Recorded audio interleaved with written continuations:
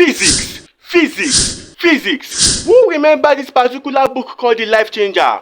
Well, for me, I think that physics should be called the life changer. You know the reason? The reason is that physics is like a double-edged sword. It has the ability of making you score very, very high in your examination, thereby increasing your chances of admission, and at the same time, it has the ability of making you score very, very low, thereby reducing your chances of admission.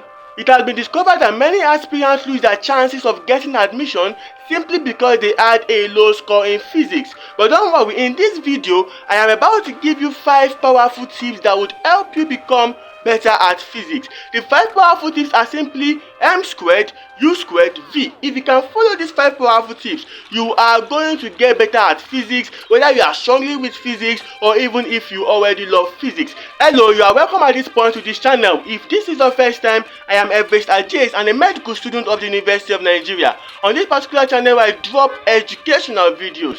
Kindly consider subscribing to this channel if you haven't, as you are really going to learn a lot from it. Now let's get back to the formula m squared u squared v.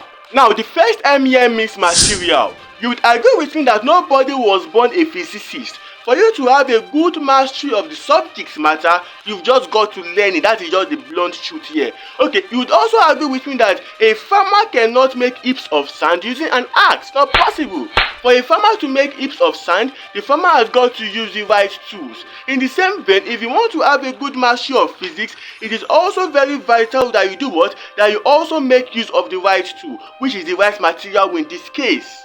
One mistake I have seen so many aspirants make is using an A-level textbook to prepare for an O-level examination. You cannot be preparing for UTME and at the same time reading Cambridge A-level all the time. No, now, it does not correlate. But wait, before you stone me stone, saying that sometimes JAMB might ask some A-level questions. No, that is not the point. The point here is that before you think about reading or studying A-level textbooks, you must have first of all gained a good mastery of the O-level ones. When you've not gained a good mastery of O-level ones, then why moving on to the A-level textbooks? But JAMB is predominantly O-level, 99% O-level. Sometimes they might just add 1 or 2 A-level questions. So always make sure that you do what? You use the right material. Read the JAMB recommended textbooks. Stick with them. Also try to, rub them with your past questions, your remix. With this, you should be able to perform well at physics in your O-level examinations. The second M here is mathematics.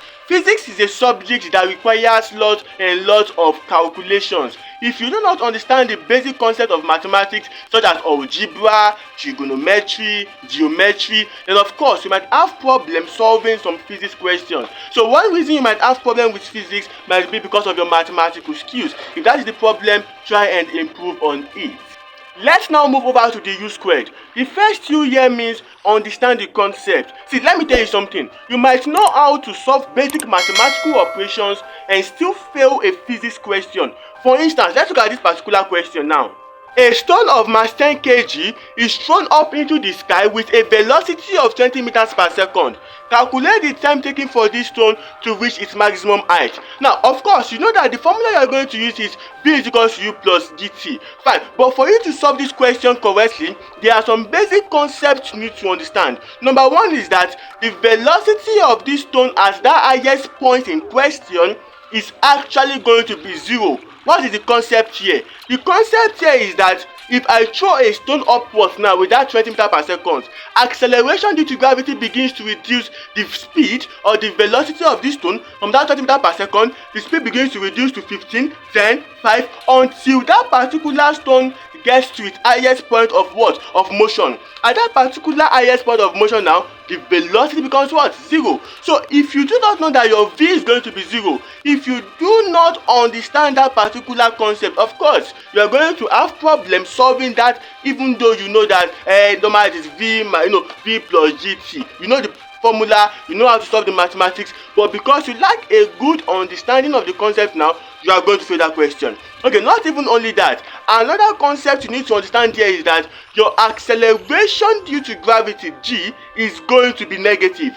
Why is it going to be negative? It is going to be negative because the motion of this stone is moving in the opposite direction to what? Acceleration due to gravity. acceleration due to gravity always acts downward, but this stone is moving out upward, so it becomes negative. So instead of using V is equals to U plus GT, it now becomes what?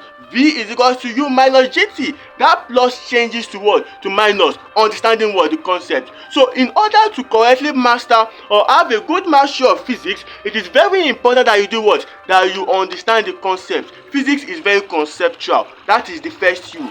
Understand the concept. Second U here is use of practice questions. Just straight to the point.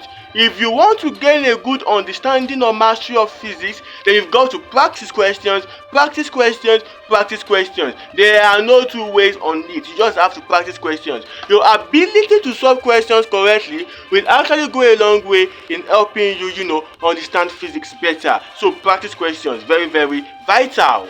Moving over to the V. The V here means visuals, visuals, visuals.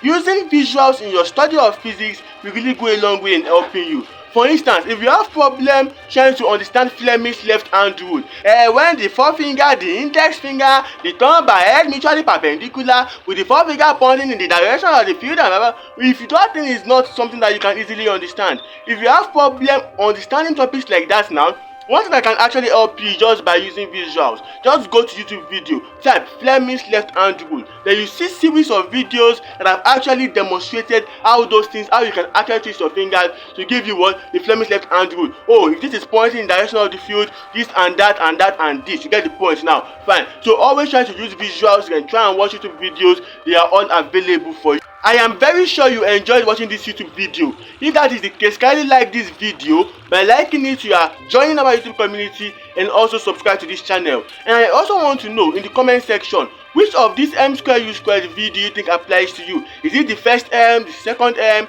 the first U, the second U, or the V? Do let me know in the comment section. Thanks once again for watching. We'll see you in the next video next Sunday 5 p.m.